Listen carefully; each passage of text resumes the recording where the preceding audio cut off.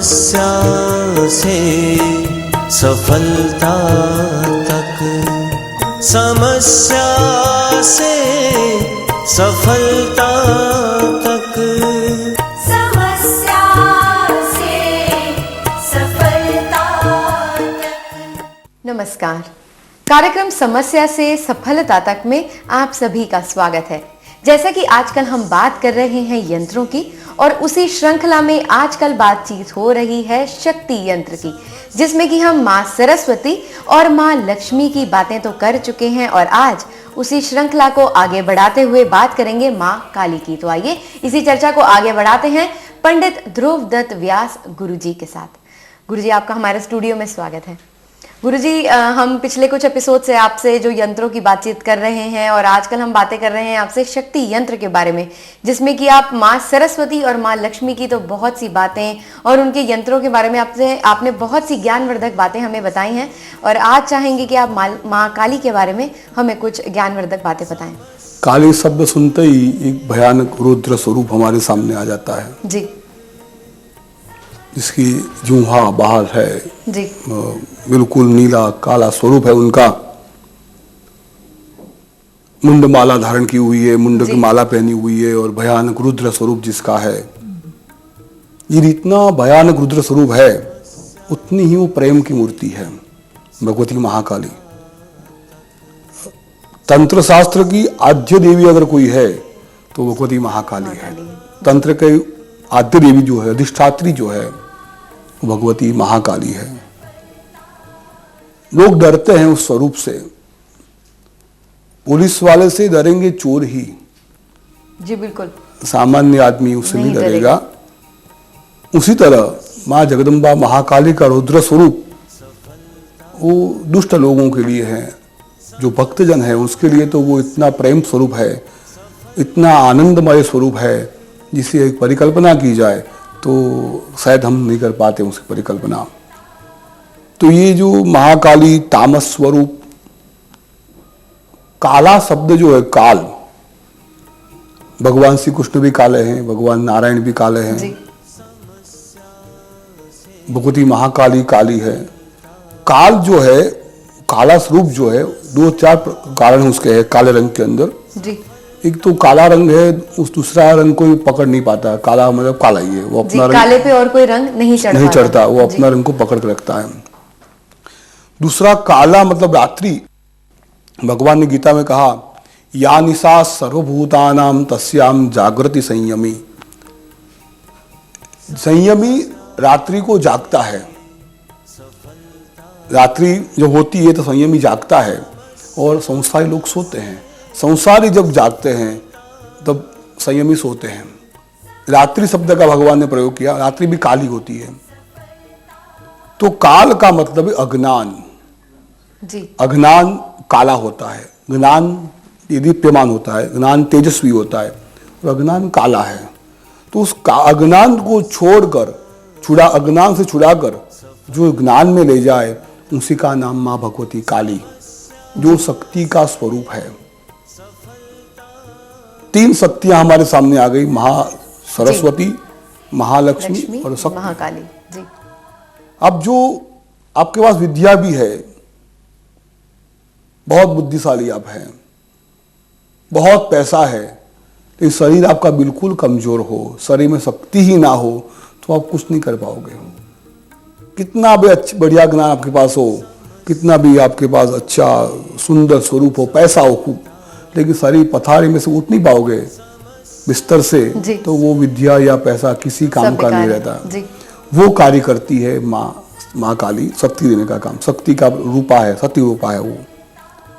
तो तीनों देवियां, मतलब सरस्वती, लक्ष्मी और शक्ति, तीनों अपनी अपनी जगह एक दूसरे से संलग्न है, एक दूसरे जुड़ी हुई है, बिना एक दूसरे के सब अधूरी होती है। उसी तरह भगवती महाकाली प्रेम मूर्ति है, भगवान शिव की प्रिया है वो, और जो उसके भक्त है उसके लिए तो वो सर्वस्व है और सब कुछ देने वाली है। लेकिन आजकल ऐसी प्रचार होता है कि महाकाली की उपासना, उनके ऊपर उनका चरण गिरा तब जाके वो लोली युवा हो गई, उसको लगा मेरे से क्या हो गया है, वो शांत हो गई। जी। ये स्वरूप की हर जगह पूजा होती है क्योंकि शांत स्वरूप है। उससे, उसकी उपासना से मनुष्य हर प्रकार की सिद्धियों को प्राप्त कर सकता है। हमारे में जितनी देवियां हैं, मतलब सरस्वती के भी 8 स्वरूप है, जी। महालक्ष्मी जी के भी 8 स्वरूप है और भगवती महाकाली के भी 8 स्वरूप की पूजाएं होती है। दक्षिणा काली, वामा काली, प्रत्यंगिरा, स्मशान काली, जी। ऐसे 8 विविध रूप हमारे सामने महाकाली के हैं। उसमें से 3 रूप के दर्शन कराएंगे। सबसे पहले दक्षिणा काली, दक्षिण की ओर मुंह करके जो बैठी है उसको दक्षिणा काली कहते हैं। जगदम्बा चतुर्भुजा है, मुंड माला धारण की है। मुंड मतलब क्या? ज्ञान। जी।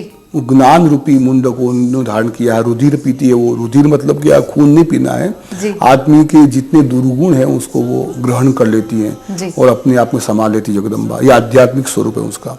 इसकी पूजा और जप अमिष्ट फल को देने वाले होते हैं। शत्रु को पराजय के लिए, कोर्ट विजय के लिए जो कार्य होते हैं, जी। सभा जय के लिए कार्य होते हैं, उसमें वो दक्षिणा काली बहुत कृपा प्रदान करती है।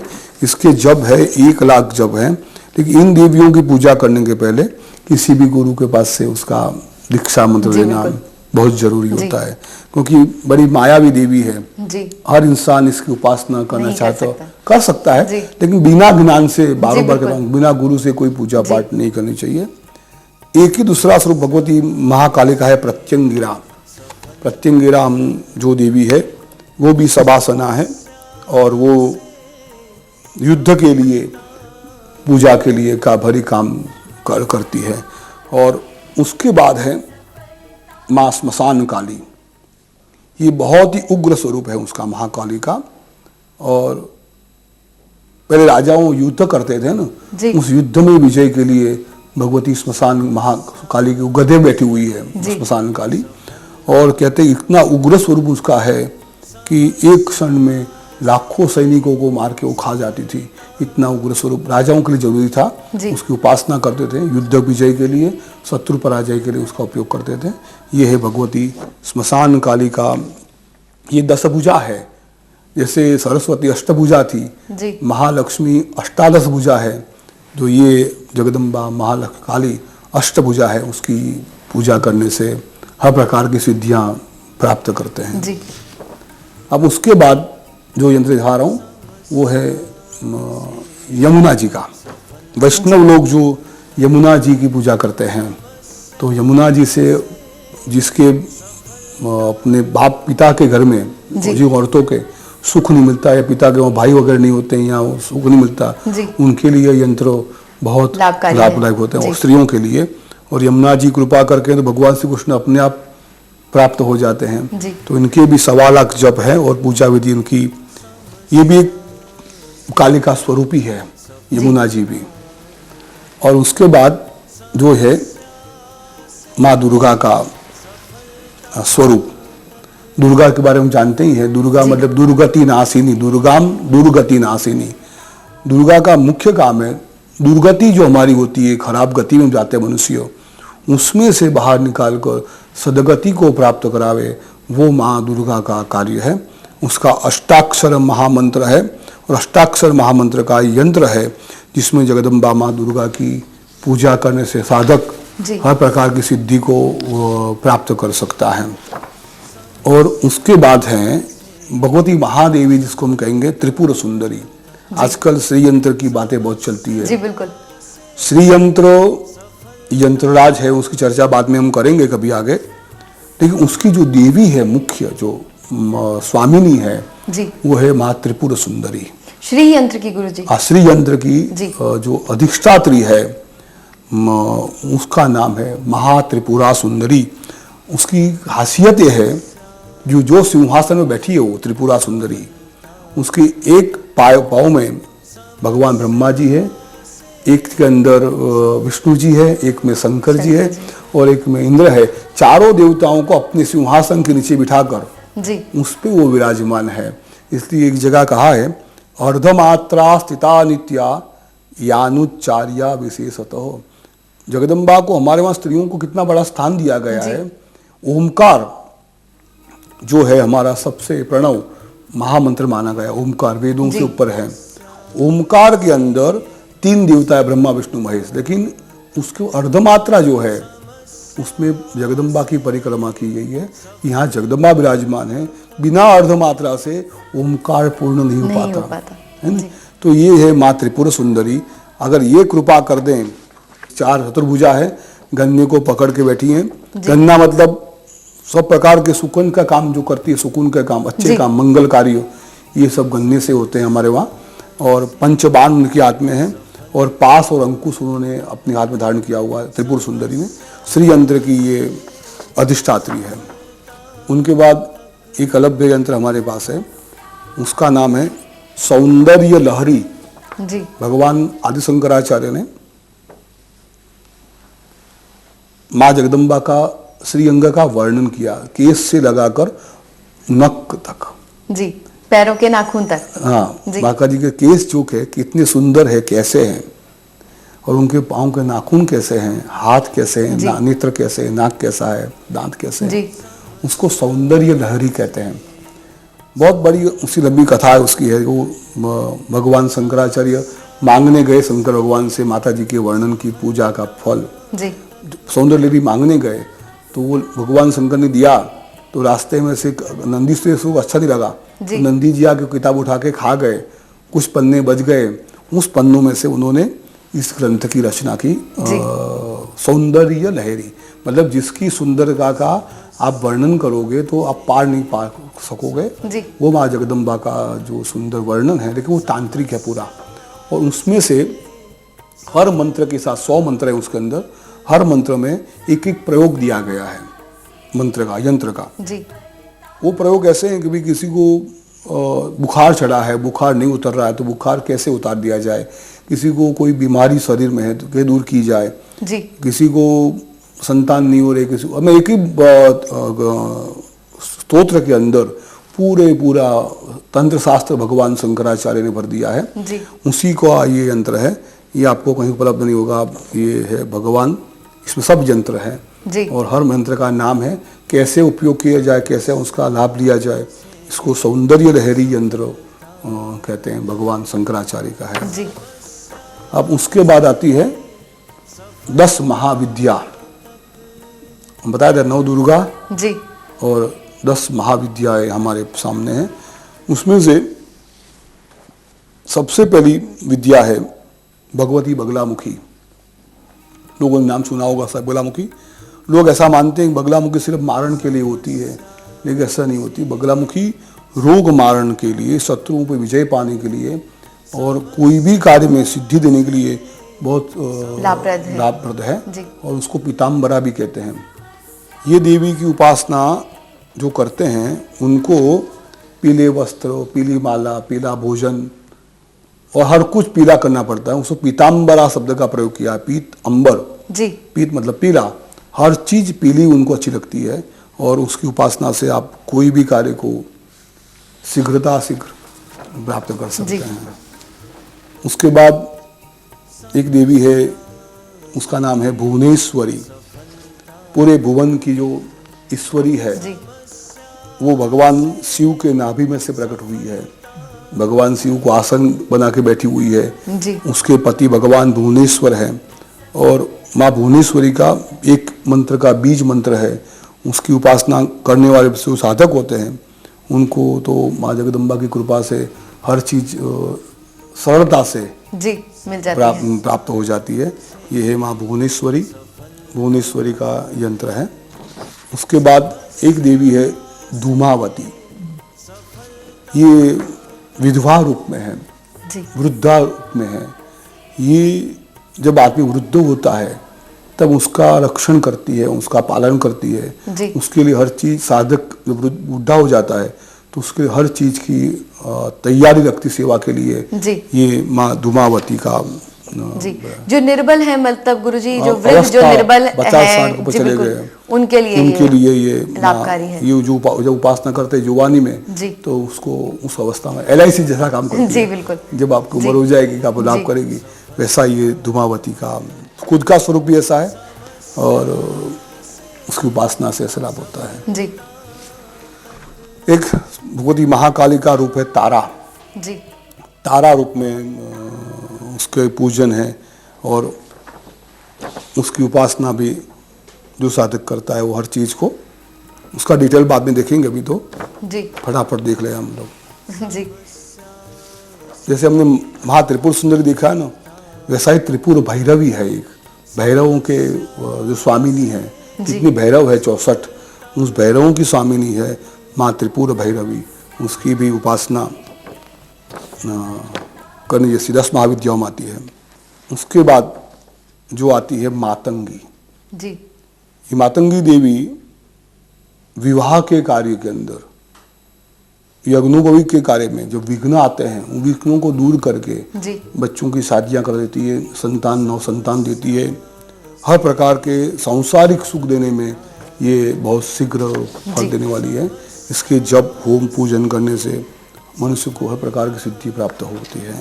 जी और उसके बाद जो है आखिरी यंत्र देवी का मैं बताऊंगा, वो है बाला त्रिपुर सुंदरी। शक्ति यंत्र का गुरुजी ये आखिरी यंत्र है। हाँ, जो भी मैं शॉर्ट में जो लाया हूँ उसमें जी एक त्रिपुर भैरवी, महात्रिपुर सुंदरी, बाला त्रिपुर सुंदरी, ये 2 भेद है उसके अंदर, बाला त्रिपुरा जी और महात्रिपुरा। जी। उस 2 भेद से जगदम्बा की पूजा होती है श्री यंत्र के अंदर। षोडशी कहते हैं, उसका ही नाम से पुकारते हैं, लेकिन मुख्य 2 रूप है उनके। एक बाला त्रिपुर, पहले उसकी पूजा होती है और बाद में महात्रिपुर सुंदरी की पूजा होती है। ये है बाला त्रिपुर सुंदरी। ये भी अपने हाथ में धनुष्य बाण वगैरह लेके बैठी हुई है और उसकी उपासना भी स्त्री यंत्र के लिए, लक्ष्मी प्राप्ति के लिए बहुत से लाभ करने वाली होती है। इसी प्रकार से महात्रिपुर सुंदरी के अगर अव्यय स्वरूप हैं शक्तियों के, जो मैंने आपको बता दिए, उपासना करने से जरूर ये लाभ। तो गुरुजी आज जो शक्ति यंत्र पर जो चर्चा है हमारे ख्याल से आज यहीं पर ही समाप्त हो गई होगी जी। इसके बाद आप आगे और बहुत से यंत्रों के बारे में हम उम्मीद करते हैं हमें जरूर ज्ञान देंगे। तो अब लेते हैं अपने दर्शकों से विदा। इस कार्यक्रम में आज केवल इतना ही, लेकिन आगे आने वाले एपिसोड्स भी हमारे यूं ही देखते रहें, क्योंकि आगे आने वाले समय में भी ऐसे ही कुछ और लाभकारी यंत्रों के बारे में आपको पता चलेगा। अब लेना चाहेंगे आप सभी से इजाजत। गुरुजी आपका हमारे स्टूडियो में आने के लिए धन्यवाद। 5 पीढ़ियों से वडोदरा के राजवी गायकवाड़ परिवार की धार्मिक परंपरा के नेतृत्व के अधिकारी रहे राजगुरु परिवार के उत्तराधिकारी मंत्र योगी राज्य गुरु पूज्य श्री ध्रुव दत्त व्यास। इस सम्माननीय पद की प्रतिष्ठा की प्रतिभा उभरती है इनकी विनम्रता और सहजता में। धर्म और वेद शास्त्र के संस्कार जन्म से ही जिनकी रगों में प्रवाहित हैं, भारतीय संस्कृति, ज्योतिष, वास्तु, योग, वेद, मंत्र और तंत्र आदि जिनके जीवन का हिस्सा हैं, जिनके श्रीमुख पर हैं मां सरस्वती और हृदय कमल में विराजमान हैं श्री यंत्र की अधिष्ठात्री मां त्रिपुरा सुंदरी, ऐसे सिद्ध ज्ञानी मंत्रोगी राज्य गुरु पूज्य श्री ध्रुव दत्त व्यास का जीवन मंत्र है लोक कल्याण। पूजनीय ध्रुव दत्त जी के जीवन का प्रधान ध्येय है मनुष्य को आदि भौतिक, आदि दैविक और आध्यात्मिक समस्याओं से मुक्ति का शास्त्रोक्त मार्ग बताना। किसी भी क्षेत्र की समस्याओं से डर, हार और निराशा की गर्ता के अंधकार से निकालकर सफलता और समृद्धि की प्राप्ति करवाना। मनुष्य को खुद की पहचान करवाकर जीव को शिव से मिलवाना। ऐसी उच्च भावना से हजारों के जीवन को संवारने वाले पूजनीय गुरुजी श्री ध्रुव दत्त जी कहते हैं, यदि मनुष्य तय करे और सदगुरु की कृपा हो जाए तो जीवन में कुछ भी असंभव नहीं है, क्योंकि ईश्वर ने हमें जन्म के साथ वो शक्तियाँ दे दी है जिनके द्वारा हम जीवन में कुछ भी प्राप्त कर सकते हैं। जरूरत है अपने आप को पहचानने की। यदि आपका दृढ़ संकल्प है तो कुछ भी असंभव नहीं है, कुछ भी कठिन नहीं है। कुछ भी निर्णय आपको लेना है, आपको ही लेना है। मंत्र योगी राज्य गुरु पूज्य श्री ध्रुव दत्त व्यास के मार्गदर्शन का लाभ पाएं।